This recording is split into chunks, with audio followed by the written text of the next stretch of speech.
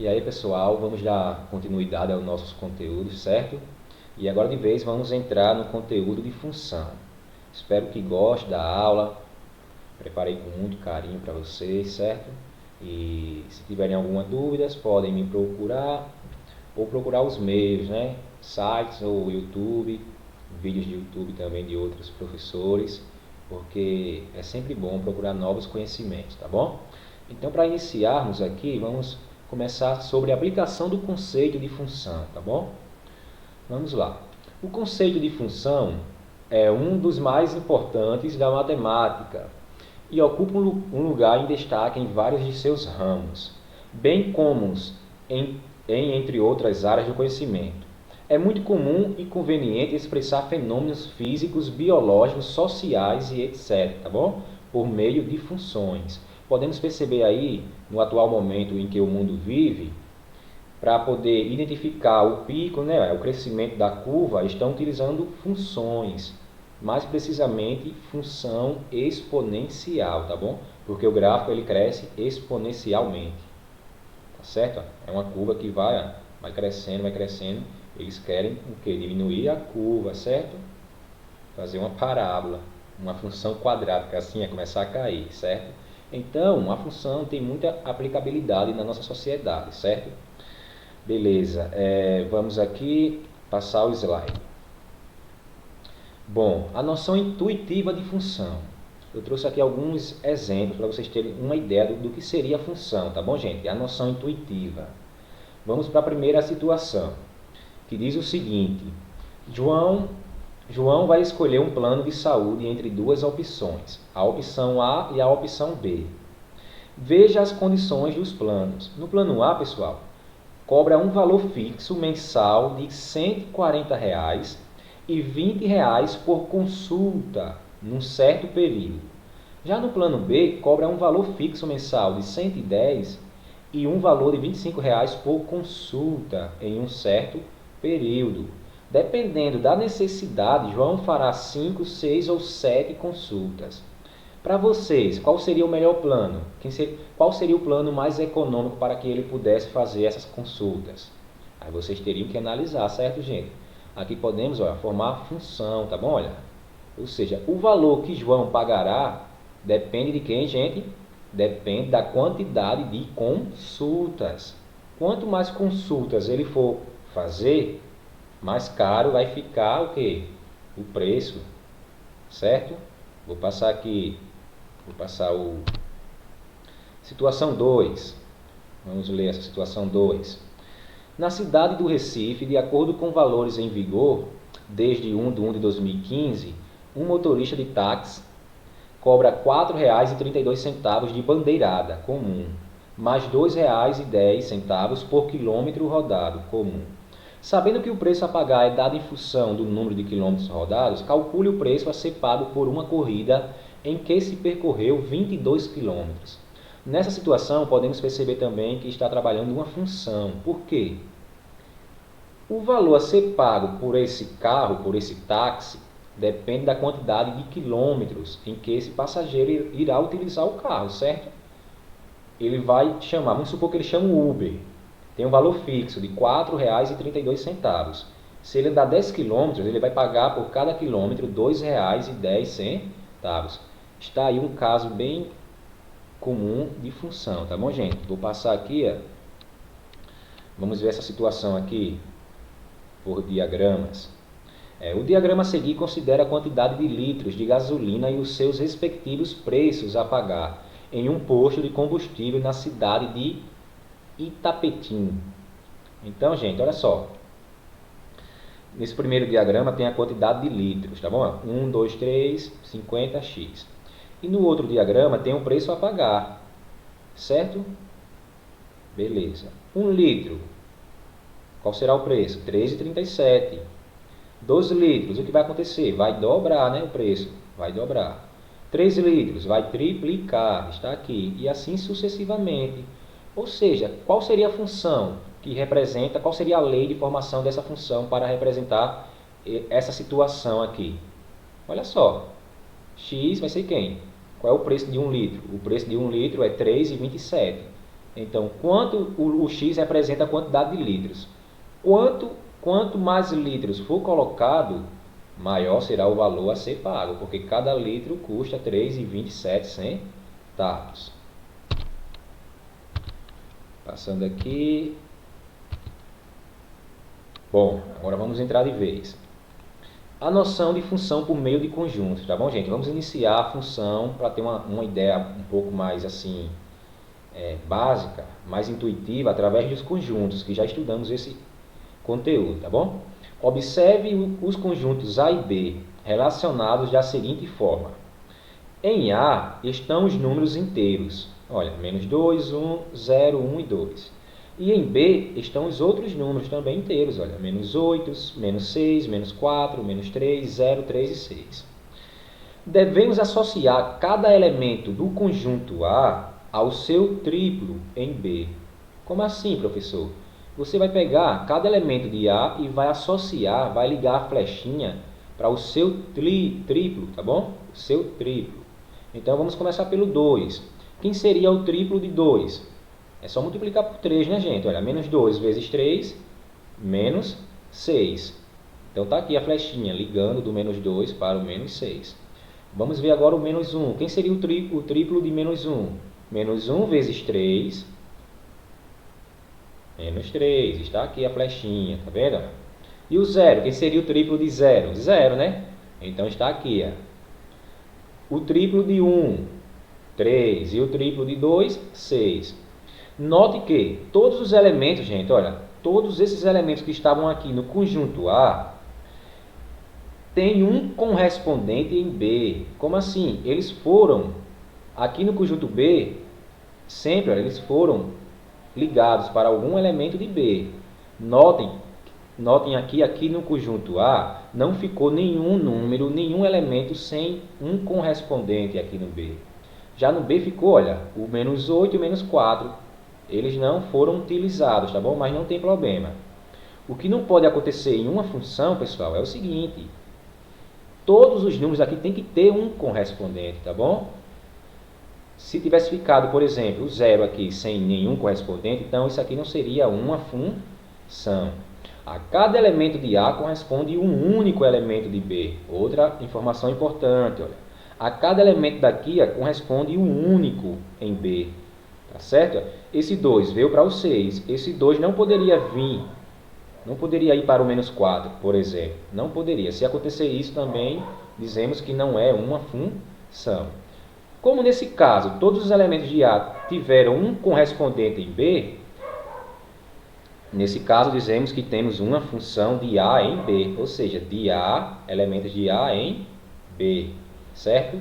Expressa pela fórmula y igual a 3x. Por que 3x? Porque todos os elementos de A foram ligados para o seu, foram correspondentes aqui ao seu triplo, tá bom?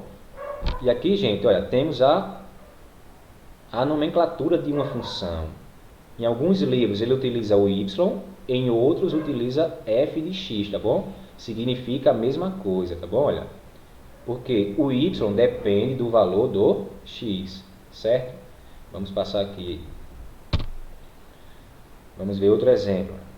Dados dois conjuntos, olha. O conjunto A tem os elementos 0 e 4 e o conjunto B tem os elementos 2, 3 e 5, tá bom?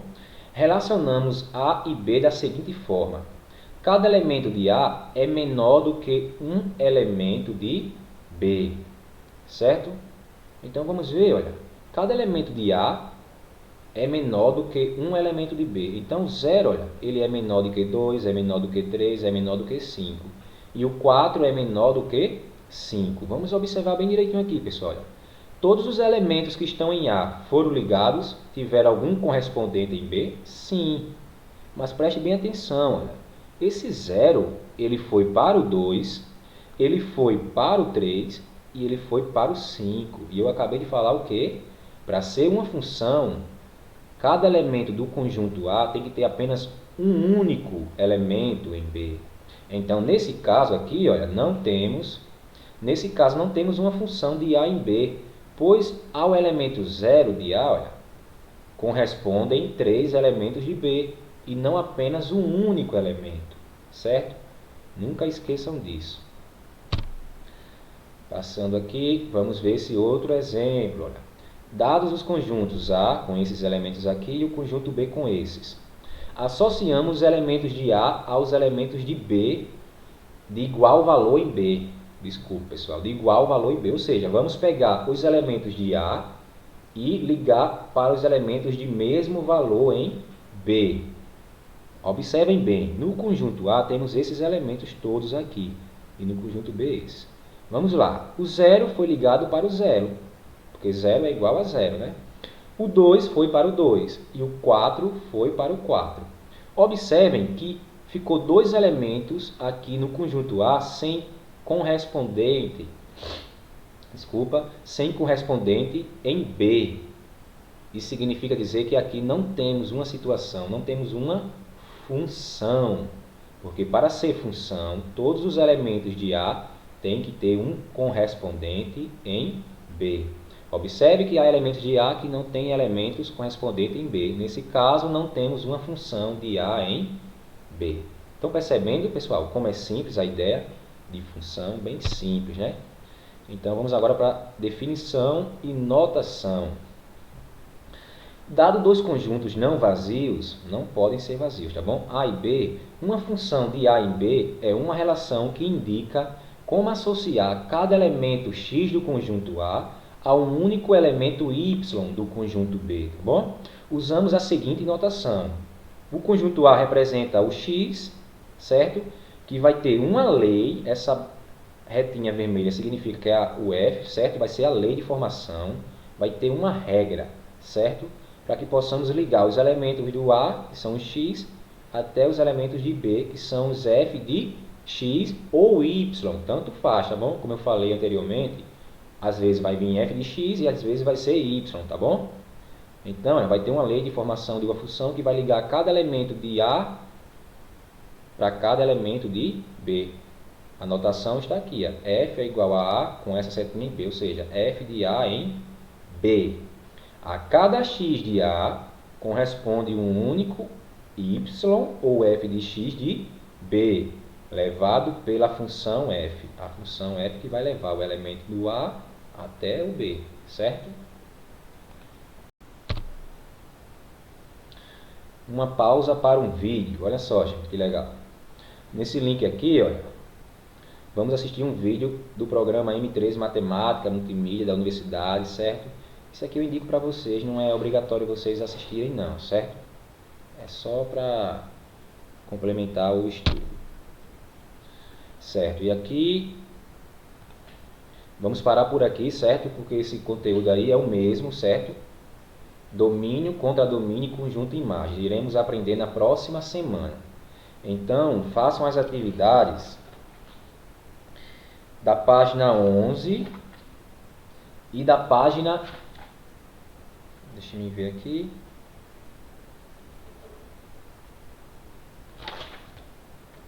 Não, gente, vamos continuar. A atividade também vai trabalhar com domínio, então vamos continuar, certo? Beleza, o que seria domínio, contradomínio e conjunto imagem de uma função? Vamos utilizar novamente os diagramas, certo? Para ficar melhor de entender. O diagrama de flechas a seguir representa uma função f de A em B. Vamos determinar. Beleza. Na letra A, ele colocou D de F, ou seja, o domínio. Na letra B, CD de F, significa contradomínio. Na letra C, IM de F, significa imagem, tá bom? São as abreviações. E o que seria, professor? Domínio, contradomínio e conjunto imagem de uma função. É bem simples, pessoal, bem simples. Olha só, temos aqui o conjunto A. O conjunto A, ele possui 3 elementos, tá bom? 2, 3 e 5. E o conjunto B tem esses elementos aqui. Tem esses elementos aqui. O 0, o 2, o 4, o 6, o 8 e o 10. Certo? Então, vamos lá.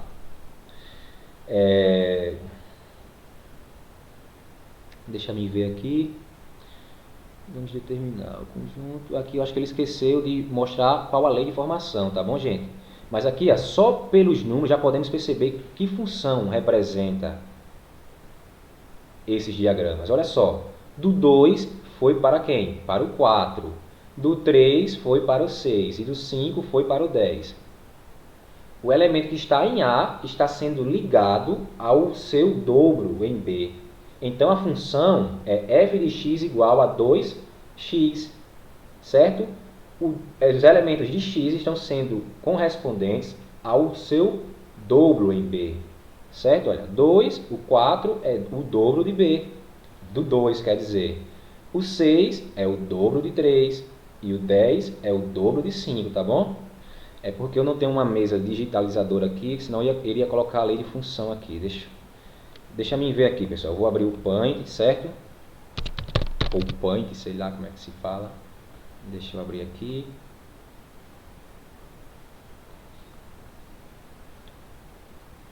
Certo, pessoal. Estou abrindo aqui o Paint para vocês. E deixa eu me colocar aqui. Olha só. Vai ficar um pouco feio, né? Mas vai ficar f de x é igual a 2x. Ou também pode ser y é igual a 2x. Deixa eu colocar aqui, deixa eu escolher, pessoal. Captura de tela. Deixa eu escolher aqui. Pronto, olha só, gente. Tá vendo? Olha. Deixa eu puxar para cá. Deixa aqui. Deixa eu puxar mais para cá. Pronto, pessoal. Tá aí, tá vendo? Olha. Pronto. É exatamente a função, a lei de função. A lei da função daquela situação. Olha. F de x igual a 2x. Ou seja, cada elemento que está no x está sendo ligado ao seu dobro no y, tá bom? Pode vir dessa forma ou pode vir dessa forma escrito, tá certo? Só que são as mesmas coisas, não se preocupe. Beleza, deixa eu voltar aqui para a tela do PowerPoint. Vou ter que organizar aqui tudo de novo. Deixa eu organizar aqui, gente.